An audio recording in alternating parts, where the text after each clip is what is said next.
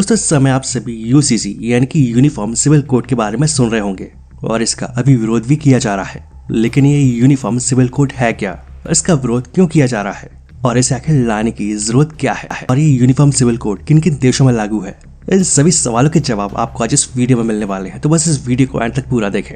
दोस्तों uniform civil code यानी कि यूसीसी लंबे समय से चर्चा में बना हुआ है। इसका मतलब है नागरिकों के लिए समान कानून तैयार करने और उसे एग्जीक्यूट करने से है, और जिसका आधार कोई धर्म ना हो, जिसमें शादी, तलाक, गोद लेने, गुजारा भत्ता, इन सब पर अलग अलग नियम हैं।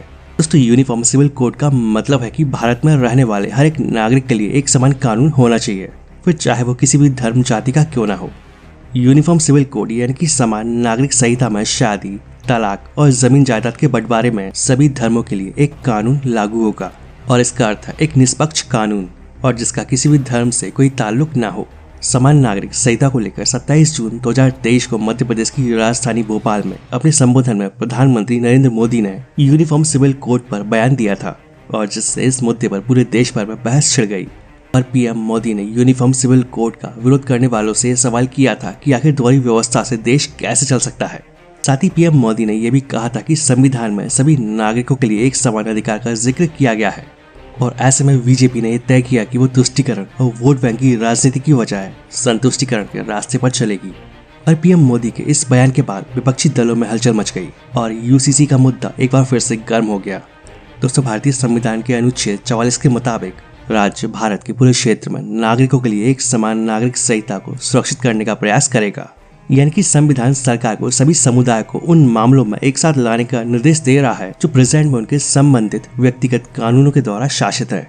यूनिफॉर्म सिविल कोड यानी कि यूसीसी को लागू करने के पीछे देश में सभी के लिए एक समान कानून रखने का मकसद बताया जा रहा है, और यूसीसी लागू होने पर शादी, तलाक, गोद लेने, इनके नियम सब धर्मों और जातियों के लिए एक जैसे होने की बात कही जा रही है।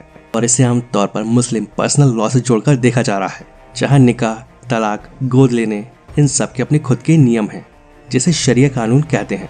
और इसी वजह से यूसीसी को मुस्लिम विरोधी कहा जा रहा है, जबकि अनुच्छेद 44 के मुताबिक सभी नागरिकों के लिए एक समान कानून लागू करना सरकार का दायित्व है।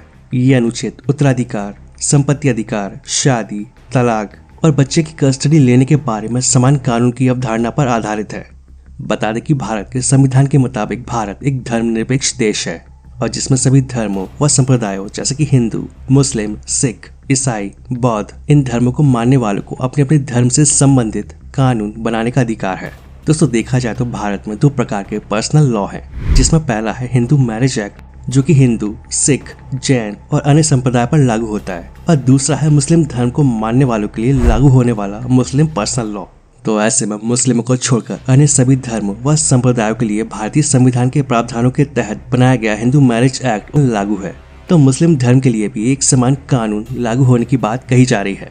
भारत में अभी यूनिफॉर्म सिविल कोड लागू नहीं हुआ है, लेकिन यूसीसी का पालन कई देशों में होता है, और इन देशों में पाकिस्तान, बांग्लादेश, मलेशिया, तुर्की, इंडोनेशिया, सूडान, मिस्र, अमेरिका, आयरलैंड, ये सभी देश शामिल हैं। और इन सभी देशों में सभी धर्मों के लिए एक समान कानून लागू है, और किसी भी धर्म या समुदाय विशेष के लिए कोई अलग कानून नहीं है।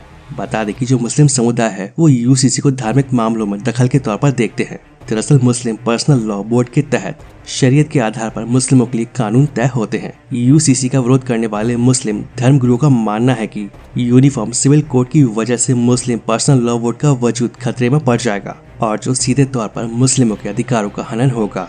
और उनका कहना है कि शरीयत में महिलाओं को संरक्षण मिला हुआ है, और इसके लिए अलग से किसी कानून को बनाए जाने की जरूरत नहीं है। और मुस्लिम धर्मगुरुओं को यूनिफॉर्म सिविल कोड के जरिए मुसलमानों पर हिंदू रीति रिवाज थोपने की कोशिश किए जाने का शक है, और उनका मानना है कि यूसीसी लागू होने के बाद हर मजहब पर हिंदू रीति रिवाज थोपने की कोशिश की जाएगी, और इसी वजह से मुस्लिम समुदाय के द्वारा यूसीसी का विरोध किया जा रहा है।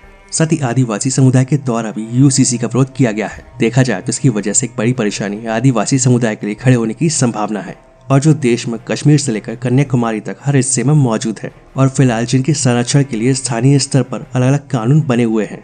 आदिवासी समुदाय का कहना है कि यूसीसी में विवाह, तलाक, विरासत, उत्तराधिकार जैसे कानून एक समान हो जाएंगे, लेकिन आदिवासियों के लिए इससे जुड़े कानून अलग अलग जगह, स्थानीय रीति रिवाज व परंपराओं के हिसाब से अलग अलग है।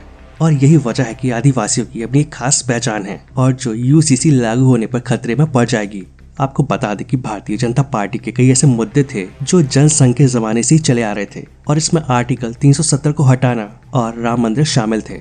और भाजपा की इसी महत्वाकांक्षी लिस्ट में समान नागरिक संहिता भी शामिल है और माना जा रहा है कि 2024 के चुनाव से पहले भाजपा का अगला टारगेट यूसीसी है। तो दोस्तों अब आपको समझ आ गया होगा कि यूसीसी क्या है और इसका विरोध क्यों किया जा रहा है। वैसे आप सभी यूसीसी के बारे में क्या सोचते हैं, कैसे लागू करना चाहिए, अपनी राय कमेंट करके जरूर बताएं।